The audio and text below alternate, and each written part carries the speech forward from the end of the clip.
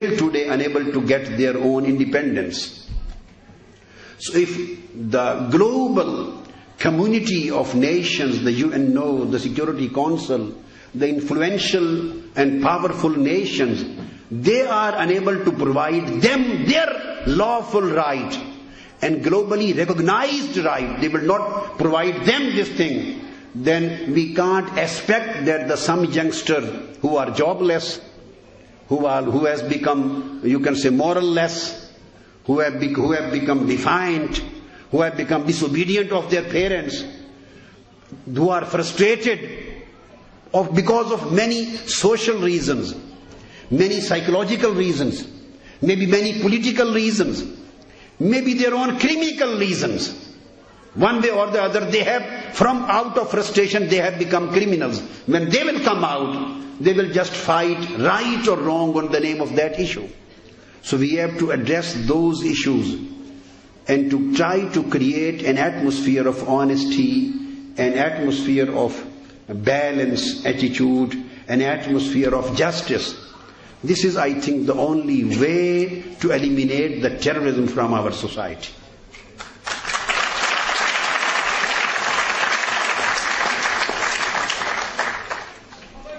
And I appreciate some of the British government and some of the British MPs. They have already endorsed this kind of their views, and they have supported Pakistan on the issue of the Kashmir and the plebiscite, independent plebiscite, that Kashmiris should get their independent right to decide their fate. So Britain is one of the countries who is supporting this good idea. So it should take play a more vital role and come forward, and it should play a leading role to resolve the disputes which are pending on the agenda of UNO. Only then we will be able to provide our people every kind of peace and security. So in the beginning I gave the message of Islam, and afterwards I have given the message of Muslim Ummah, the Muslim world. So I hope, inshallah, we will be able to take both things in consideration. There are some basic things which Islam has propagated as its primary teachings. And we can number them, and they are 6. First is the human dignity. Takreem-e-insaniyat, human dignity.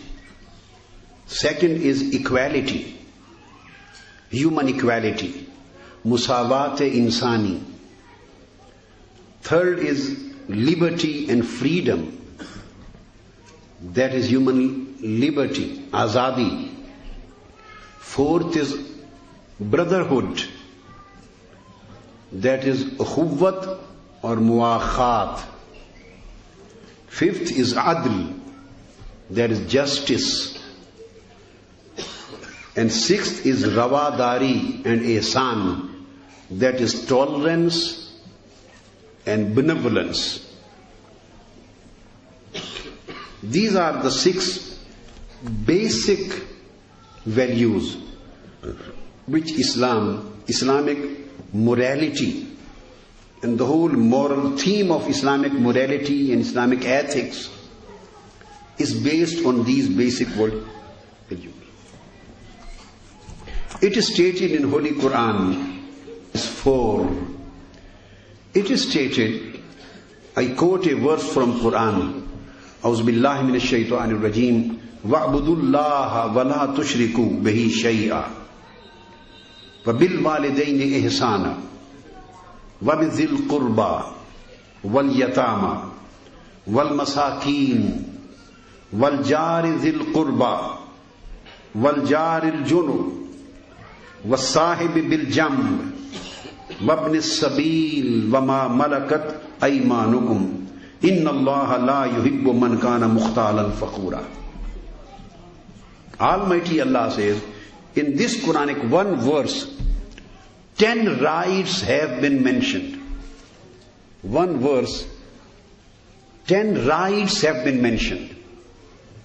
And this would be highly interesting for many of you, those who have not analyzed the Quranic verses in this way during their study. One verse of Quran mentioning 10 rights.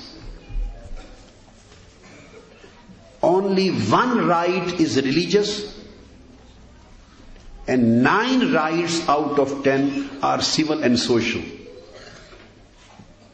First is the right of God. That is, that He should be worshipped. He should be worshipped. This is His exclusive right.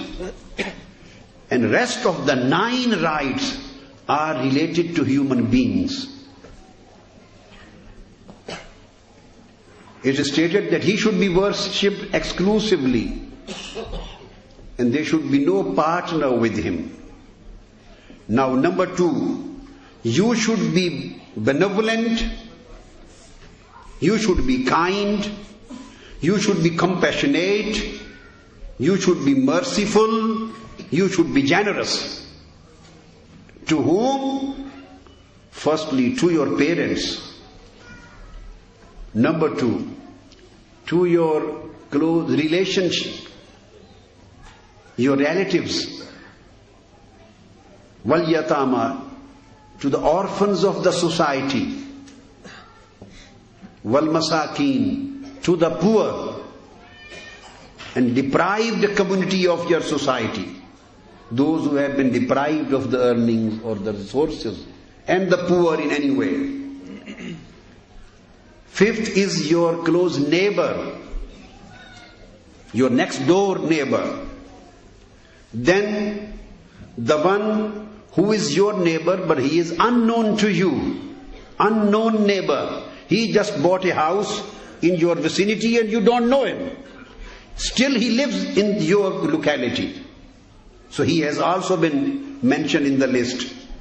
And the next, just who is your companion, who comes and sits in your company, or you go and sit his companion. And then the traveler, just as he is traveling on his journey, and you meet him or he meets you, and he is in some problem. And the 9th, your servants, your workers and laborers.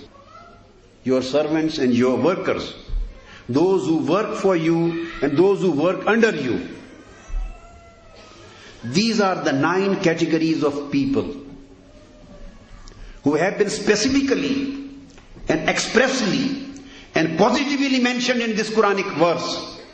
And it is a categorical commandment of Almighty Allah that, O believers, the first right which is incumbent on you, which is mandatory on you, that is to worship Almighty Allah exclusively. And don't make anything and anyone his partner in his lordship.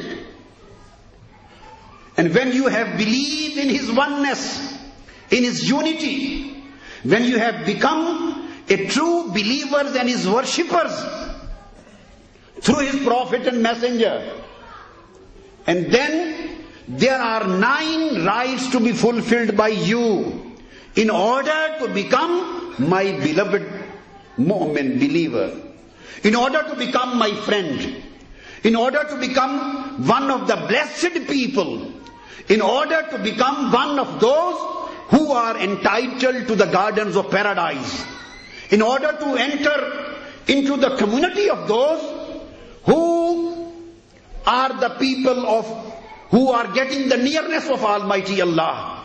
And those Almighty Allah will shower His mercy and pleasure onto them. All these blessings are conditioned with fulfillment of these 9 and 1. Totally 10 rights. Just the basic point which we are required to consider and think is that here is a religion, Islam, which is this religion of Islam is giving a list of rights in one Quranic verse. And just think about the balance, think about the weightage, think about the percentage which Quran has created and given. So among 10, one right is of the religious nature, and 9 rights are of the civil and social nature, totally human rights. So it means our teachings of Islam, 90% are based on the fulfillment of the rights of the mankind, and 10% of the total rights are based on the fulfillment of the rights of Allah the Lord. This is how Islam wants to become a Muslim. After mentioning this particular thing, the next very important aspect which Islam has emphasized on, that is the right of honor and dignity for every person, every individual of mankind. I am saying irrespective of religion and creed and culture. I am quoting from Surah Bani Israel. Here is another chapter on Israel in Quran. Bani Israel, the children of Yaqub alayhi salam. Quran says, in Ishaq alayhi salam, Quran says, وَلَقَدْ كَرَّمْنَا بَنِي آدَمَ. We have honored the mankind. Quran does not talk only about the honor of a Muslim. Quran does not talk only about the respect and honor and the esteemed position of a mu'min and Muslim. No, primarily Quran talks of the honor of man, dignity of mankind, irrespective of all religions, irrespective of all cultures, irrespective of creed and language and color. Islam talks of the children of Adam. He may belong to any culture and religion. Quran says that he has been honored. He has been given honor. He has been given respect. And since Allah the Lord, the Creator, has given this respect to each and every individual of mankind, so that should be respected. That should be protected. And the same thing is very important. It is stated in the 30th last part of Quran, Surah At-Teen. It is stated, لَقَدْ خَلَقْنَا الْإِنسَانَ فِي أَحْسَنِ تَقْوِيمٍ. We have created the man as best of the creation. So the basic thing, Islam is an inclusive religion, not an exclusive one. It includes everyone. Islam talks of the mankind. And same was the message of Sayyidina Isa, Jesus Christ.